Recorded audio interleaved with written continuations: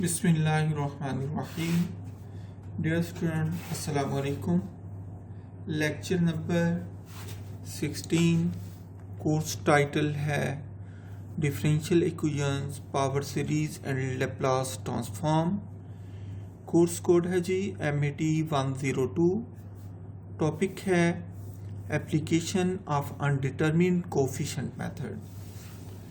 हम क्वेश्चन देखते हैं। क्वेश्चन नंबर 1 है solve y double prime minus 2y prime minus 3y is equal to 4x minus 5 plus 6x e raised to power 3x।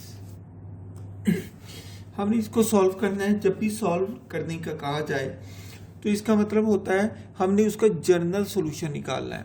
जो journal solution होता है वो combination होता है दो सॉल्यूशन का। नंबर 1 कम्प्लीमेंट्री सॉल्यूशन जैसे कि YC, नंबर 2 पर्टिकुलर सॉल्यूशन जैसे कि YB। ठीक है, यहाँ पर हम सबसे पहले ऐसा करते हैं कि इसको होमोजीनियस डिफरेंशियल इक्वेशन सपोज कर लेते हैं। मतलब इसकी लेफ्ट हैंड साइड को 0 के इक्वल रख देते हैं और उसके बाद हम इसका सॉल्यूशन फाइंड करते हैं। तो स्टूडेंट, मैं आपको ये सॉल्यूशन कम्प्लीमेंट्री सॉल्यूशन बड़ी तफसील के साथ समझा चुका हूँ।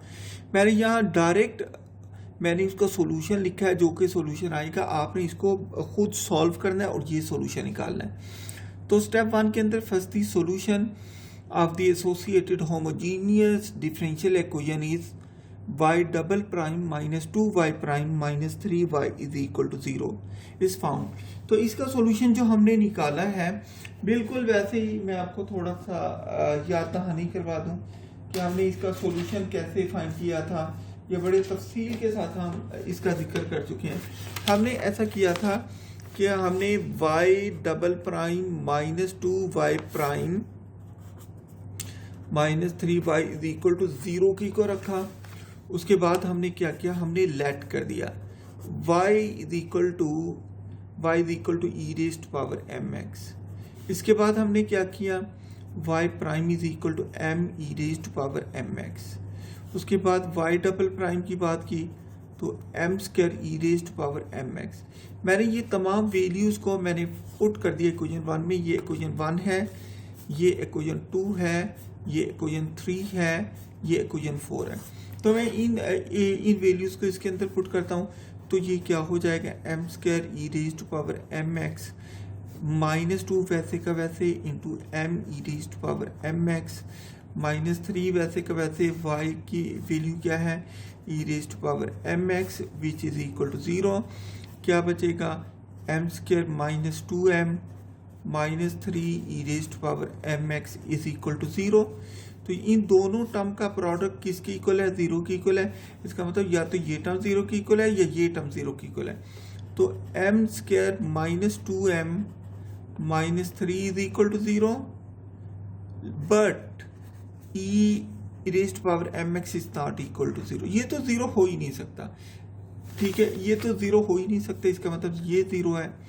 तो आप देख लें, इसके रूट निकालें। इसके रूट क्या निकलते हैं, हम देख सकते हैं m square minus 3m plus 2m, बल्कि इसको ऐसा करें m स्क्वायर, इसके फैक्टर क्या बनेंगे, 3 1 इज 3। मतलब हम यहाँ पर देखते हैं कि इसकी हमने रूट निकालने हैं। तो minus 3m plus m minus 3 is equal to 0। m common लिया तो m माइनस 3 बचा प्लस 1 इंटू m माइनस 3 बचा, दैट इज इक्वल टू 0। तो इसका मतलब m plus 1 into m minus 3 is equal to 0। तो ये इशारा करते हैं m plus 1 is equal to 0 और m minus 3 is equal to 0, m is equal to minus 1 और m इज इक्वल टू 3। ये आ गया। हमने m की वैल्यूज निकाली, m is equal to minus 1 और m इज इक्वल टू 3। तो हमें पता है रूट जो है रियल है, इसके अलावा डिफरेंट है, मतलब डिस्टिंक्ट है। तो इसमें हमारे पास जो YC आ जाएगा वो क्या आ जाएगा, YC is equal to C1 e raised to power m1x plus c2 e raised to power m2x, इसको मैं 1 कह देता हूँ, इसको 2 कह देता हूँ। इनकी वैल्यू पुट करते हैं।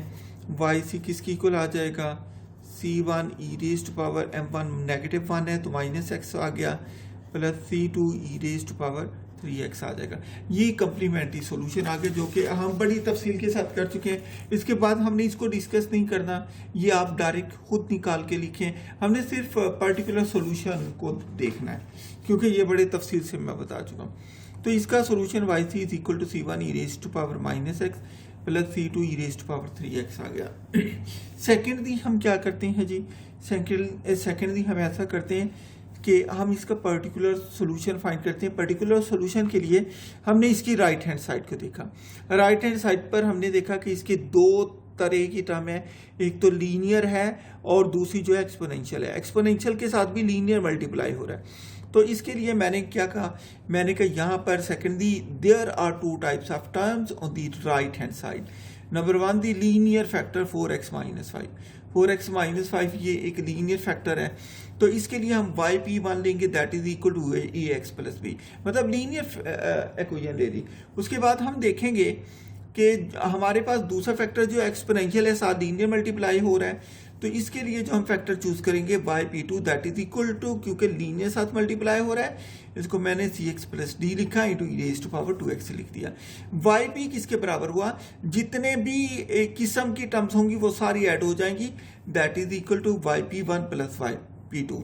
yp किसके बराबर है, yp1 की वैल्यू क्या है ax प्लस b पुट कर दी, प्लस yp2 क्या है cx plus d into e raised to power 2x हो गया।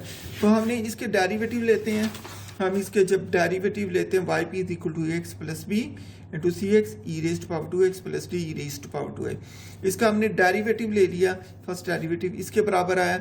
आप डेरिवेटिव खुद तफसील के साथ लेकर देखें, मैंने डायरेक्ट लिखा है। इसके बाद मैंने सेकंड डेरिवेटिव लिया इसका, तो इसका 0 हो गया, इसका derivative 2c e raised to power 2x हो गया। इस पर प्रोडक्ट रूल लग जाएगा, ये दोनों प्रोडक्ट रूल आगे, इसका डेरिवेटिव यहाँ पर अलग हो जाएगा। अब हम क्या करते हैं, इक्वेशन नंबर 3, 4 और 5 की वैल्यूज को इक्वेशन नंबर 1 में पुट कर देते हैं और यहाँ से हम इनके कांस्टेंट की वैल्यू निकाल लेते हैं जी। हमने जब इनकी वैल्यू पुट की है जी, मैंने कैलकुलेट करने के बाद ये लिख दिया -3ax minus 2a minus 3b minus 3c e raised to power 2x into x। ये x c के साथ लिखना था, ये मैंने बाद में लिख दिया, plus into 2c minus 3d e raised to power 2x is equal to 4x minus 5। जो इसकी राइट हैंड साइड है ये वाली, ये वैसे की वैसे रहेगी, ठीक है। तो ये मैंने वैसे की वैसे लिख दी, 4x minus 5 plus 6x e raised to power 2x हो जाएगा। अब हम क्या करते हैं, इनके कोफिशिएंट को कंपेयर कर लेते हैं। हमने देखा है x का कोफिशिएंट -3 है, इधर x का कोफिशिएंट 4 है, तो मैंने comparing the coefficient we get में लिखा है कि a -3a is equal to 4। उसके बाद कांस्टेंट टर्म लिखी है, b लिखा है, b के लिए कौन सी वैल्यूज आ जाएंगी जी, यहाँ पर ये कांस्टेंट टर्म आ गई, -2a -3b, इधर कांस्टेंट नंबर क्या -5 है, ये मैंने लिख दिया।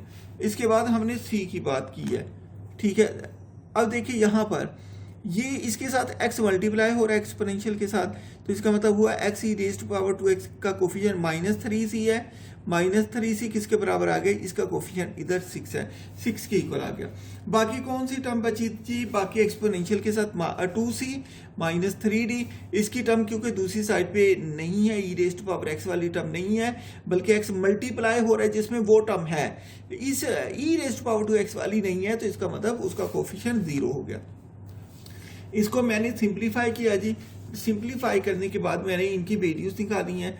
जो a हो गया -4/3 हो गया है, जो b है दैट इज इक्वल टू 23/9, जो c है दैट इज इक्वल टू -2 और d की वैल्यू मैंने यहाँ से निकाली, वैल्यू पुट करके -4/3। मैंने यहाँ पर a की वैल्यू -4/3 यहाँ पर पुट की है a की जगह पर, तो b की वैल्यू आ गई है। फिर यहाँ से c डायरेक्ट -2 आ गया, c की वैल्यू -2 यहाँ पुट की है, तो मेरे पास ये आ गया -4/3। अब इन वैल्यूज को a b c d की वैल्यू जो है ये मैं इक्वेशन नंबर 3 में पुट कर देता हूँ। इक्वेशन नंबर 3 मेरे पास ये थी, मैंने a की जगह 4/3 पुट कर दिया, x वैसे का वैसे, b की जगह 23/9 पुट किया, सी की जगह -2 पुट किया, एक्स ई रेस्ट पावर 2x वैसे का वैसे, और इसके बाद मैंने d की वैल्यू पुट की है जी, d की value -4/3 e raised power 2x वैसे का वैसे। ये हमारे पास पर्टिकुलर सोल्यूशन आ गया। अगर हमने जनरल सोल्यूशन निकालना हो तो हमें पता है कि जनरल सोल्यूशन को y से डिनोट करते हैं। y बराबर होता है complementary solution that is denoted by yc plus particular solution that is denoted by yp। y is equal to c1 e raised power -x plus c2 e raised power 3x plus into -4/3x प्लस 23/9 -2x e raised power 2x -4/3 e raised power 2x आ जाएगा। ठीक है जी। अब हम question number 2 देखते हैं। यहाँ पर हम इस मेथड की जो ग्लिच है हम उसको डिस्कस करेंगे, इसलिए मैं इस क्वेश्चन को सॉल्व करना चाह रहा था। तो हमने यहाँ पर जो बात करनी है वो पर्टिकुलर सॉल्यूशन की बात करनी है। जो कंप्लीमेंट्री सॉल्यूशन है वो स्टूडेंट आप सब खुद निकाल लेंगे, ये आपको निकालना आता है। तो यहाँ पर मैंने इसकी राइट हैंड साइड को देखा, ये एक्सपोनेंशियल फंक्शन है, लिहाजा टेबल को देखते हुए जो इसका पर्टिकुलर सॉल्यूशन की फॉर्म बनेगी वो yp is equal to a e raised power x बनेगी। पावर वही जो इधर है इसका डेरिवेटिव लिया तो वो भी a rest power a into E raised power x है। इसका डबल डेरिवेटिव लिया वो भी a into E raised power x है। अब मैं इक्वेशन नंबर 2, 3 और 4 में से जो वैल्यूज है वो इक्वेशन नंबर 1 में पुट करता है। y double prime p y double prime की जगह y prime y p prime की जगह इसकी वैल्यू मैं पुट करूंगा y प्राइम की जगह, और जो y है इसकी जगह मैं a e raised power x put करूंगा। ठीक है जी स्टूडेंट, जब मैंने इनकी वैल्यू पुट की तो ये भी a e raised power x है, -5 वैसे का वैसे y प्राइम की जगह ई रेस्ट पावर x आ गया। उसके बाद यहाँ भी a आएगा, ठीक है, क्योंकि मैंने जो फंक्शन था वो यहाँ भी a आएगा। 4a e raised power x that is equal to 8 e raised power x आ गया। मैंने इन्हें सिंप्लीफाई किया तो ये मेरे पास आ गया 5a ई रेस्ट पावर x और 5a माइनस ई रेस्ट पावर x। ये दोनों आपस में कैंसिल हो जाएंगे, ये इससे कैंसिल हो गया, बाकी 0 बचा, that is equal to 8 e raised power x। 8 e raised power x कभी भी 0 नहीं हो सकता, ये ग्लिच आ गई इसकी। ग्लिच यही मैं डिस्कस करना चाहता हूँ। जब इसकी लेफ्ट हैंड साइड 0 की इक्वल हो जाती है तो ये क्या होता है, जो हमने पर्टिकुलर सॉल्यूशन टेबल के मुताबिक लिया है वो फेल हो जाता है, वो इसका पर्टिकुलर सॉल्यूशन नहीं होता। तो अब हम क्या करते हैं, हम कहते हैं no we assume a particular solution. जो हमने पहले पर्टिकुलर सॉल्यूशन लिया था हम उसे एक x से और मल्टीप्लाई कर देते। वहां पर मैंने क्या लिया था, yp that is equal to a e raised power x लिया था। यहां पर मैंने क्या किया है, मैंने a x e raised power x मतलब एक x की पावर मैंने बढ़ा दी है। ठीक है, मैंने इसका डेरिवेटिव लिया, इस पर प्रोडक्ट रूल लगाया, yp प्राइम आ गया a x e raised power x plus a e raised power x आ गया। इसका मैंने अगेन डेरिवेटिव लिया है तो इस पर अगेन दोनों पे डेरिवेटिव ले लिया है, पहले पे प्रोडक्ट रूल लग जाएगा, दूसरा वैसे का वैसे आ जाएगा। तो yp डबल प्राइम किसके बराबर आ गया जी, ये एडअप हो गई, ये दोनों a x e raised power x वैसे का वैसे, ये एडअप होने के बाद 2a e raised power x आ जाएगा। Know using equation 5, 6 and 7 in equation 1। ये जो इक्वेशन 1 है हम इसके अंदर वैल्यूज पुट कर देते हैं, y डबल प्राइम p की, y प्राइम p की और y p की। ठीक है, तो यहाँ पर मैं इनकी वैल्यू पुट किया तो ये y डबल प्राइम p ये मेरे पास था, मैंने इसकी वैल्यू यहाँ पर पुट कर दी है। y डबल प्राइम p की जगह ax e raised power x plus 2a e raised power x आ जाएगा, -5। ठीक है, इसके बाद क्या आ गया, yp प्राइम आ गया। yp प्राइम क्या हो गया, ax e raised power x plus a e raised power x plus आगे क्या आ जाएगा 4y की जगह क्या आ गया ax e raised power x। अब मैंने क्या किया, जो ऐड होते हैं उनको मैंने कंबाइन करके लिख दिया, ax e raised power x वाली टर्म सारी मैंने इकट्ठी करके लिख दी है, और जो बाकी बच गई 2a e raised power x और -5a ई रेस्ट पावर x इनको मैंने अलग करके लिख दिया है। इसकी राइट हैंड साइड की इसकी इक्वल हो गई जी 8 ई रेस्ट पावर x के। इनको मैंने ऐड किया, ये 4 है, ये a मतलब 1a है, ये टर्म होने के बाद ये प्लस के 5ax ई रेस्ट पावर x हो गया, ये माइनस के माइनस 5ax ई रेस्ट पावर x हो गया, ये 2 माइनस 5 क्या हो गया, minus 3a e raised power x आ जाएगा, that is equal to 8 e raised power x। ये दोनों कैंसिल हो जाएंगे, minus 3a e raised power x is equal to 8 e raised power x हो गया। इनके कोफिशिएंट को कंपेयर किया, e raised power x, e raised power x, इसका कोफिशिएंट 8 है, इसका माइनस 3 है, तो माइनस 3a किसके इक्वल आ गया, माइनस 3a 8 की इक्वल आ गया जी। यहाँ से मैंने वैल्यू क्या निकाल दी, a is equal to minus 8/3, ठीक है। तो अब मैं पुट कर देता हूँ, put a is equal to minus 8/3 in equation 5। Equation 5 के अंदर यहाँ पर मैं पुट कर दूंगा माइनस 8/3, तो ये पर्टिकुलर सोल्यूशन आ जाए। अच्छा स्टूडेंट, एक और बात देखते जाएं, जब मैंने yp ax raised power x लिया, अगर इसके डेरिवेटिव लेके इक्वेशन में फिर पुट करता और 0 is equal to 8 e raised power x आ जाता, तो इसका मतलब मैं एक और x बढ़ा देता, फिर मेरे पास पर्टिकुलर सोल्यूशन क्या हो जाता, yp is equal to ax square e raised power x आ जाता, ठीक है। तो मतलब हमने फिर एक एक्स करके बढ़ाते चले जाते। तो इसका हमने सोल्यूशन क्या देखा है जी, इसका सोल्यूशन आ गया है yp is equal to minus 8/3 x e raised power x आ गया। नेक्स्ट क्वेश्चन देखते हैं, इसमें मैंने सिर्फ हिंट देना है, बाकी आपने खुद फाइंड करना है, तरीका कार यही है। तो यहाँ पर उसने कहा ही पर्टिकुलर सोल्यूशन क्या है, तो यहाँ पर हमें कंप्लीमेंट्री सोल्यूशन फाइंड करने की जरूरत नहीं है। तो मैंने देखा क्वेश्चन में यहाँ पर e raised power minus x common आ रहा है, तो मैंने यहाँ से कॉमन ले लिया। अब मैंने देखा इसकी राइट हैंड साइड पर जो बन रही है ये क्यूबिक इक्वेशन बन रही है, ई रेज़्ड पावर माइनस x वैसे के वैसे। तो मैंने इसका जब पर्टिकुलर सोल्यूशन मैंने सपोज किया है, तो मैंने इसके अंदर देखा ax³ plus bx² plus cx plus d ई रेज़्ड पावर माइनस x वैसे के वैसे रहा।